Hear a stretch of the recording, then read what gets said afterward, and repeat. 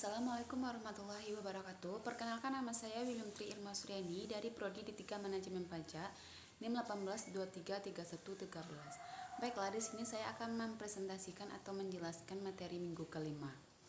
Yang pertama yaitu etika dalam pemenuhan syarat pendirian perusahaan. Ada 5. Yang pertama, prinsip otonomi. Yang mana prinsip otonomi ini adalah sikap dan kemampuan manusia untuk bertindak berdasarkan kesadaran diri sendiri. Yang kedua, prinsip kejujuran. Yang ketiga, prinsip tidak berbuat jahat dan berbuat baik. Yang keempat, prinsip keadilan. Yang kelima, prinsip hormat pada diri sendiri. Selanjutnya yaitu etika dalam prosedur pendirian perusahaan. Yang pertama, tahapan pengurusan izin tertentu atau pendirian.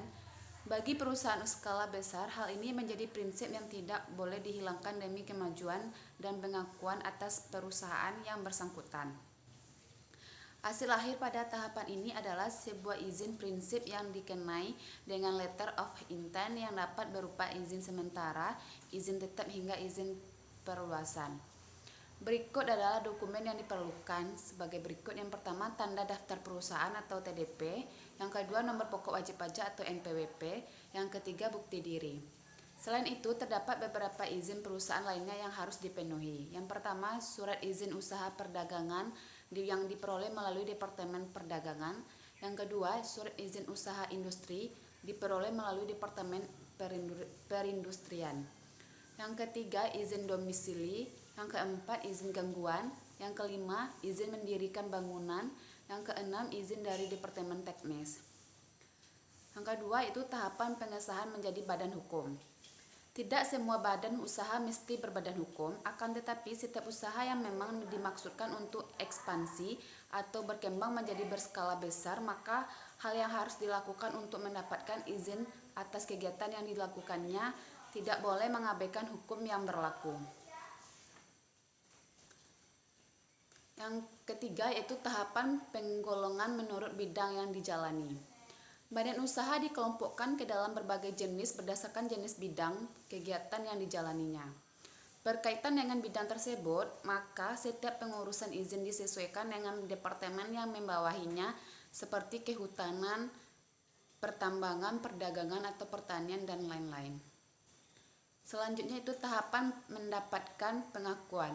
Pengesahan dan izin dari departemen lain yang terkait departemen tertentu yang berhubungan langsung dengan jenis kegiatan badan usaha akan mengeluarkan izin.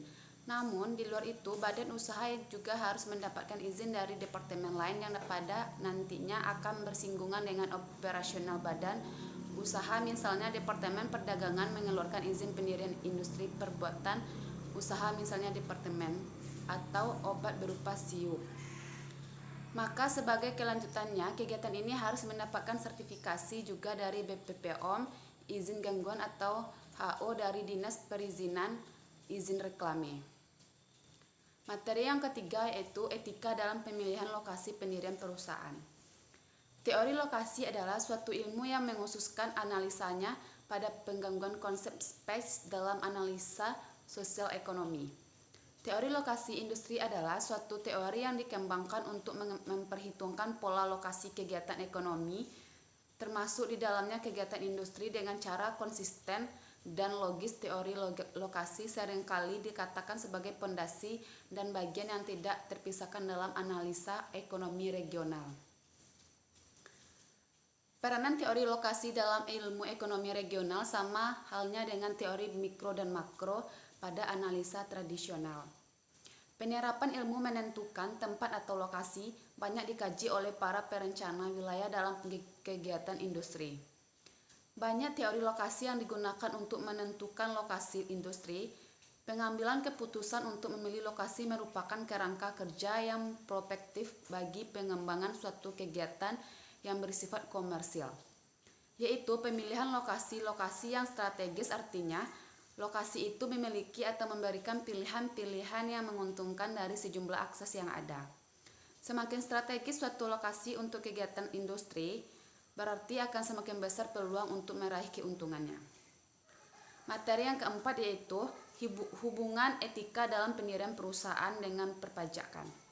Akuntansi perpajakan adalah bidang akuntansi yang mengkalkulasi menangani, mencatat, bahkan menganalisa dan membuat strategi perpajakan sehubungan dengan kejadian-kejadian ekonomi yang terjadi dalam suatu organisasi. Perannya dalam organisasi adalah signifikan, yaitu membuat perencanaan dan strategi perpajakan, memberikan analisa dan prediksi mengenai potensi pajak perusahaan di masa yang akan datang, menerapkan perlakuan akuntansi atas kejadian perpajakan, mulai dari penilaian, perhitungan, pencatatan atau pengakuan atas pajak, dan penyajiannya di dalam laporan komersial maupun laporan fiskal perusahaan, serta dapat melakukan pengarsipan dan dokumentasi perpajakan dengan lebih baik sebagai bahan untuk melakukan pemeriksaan dengan evaluasi.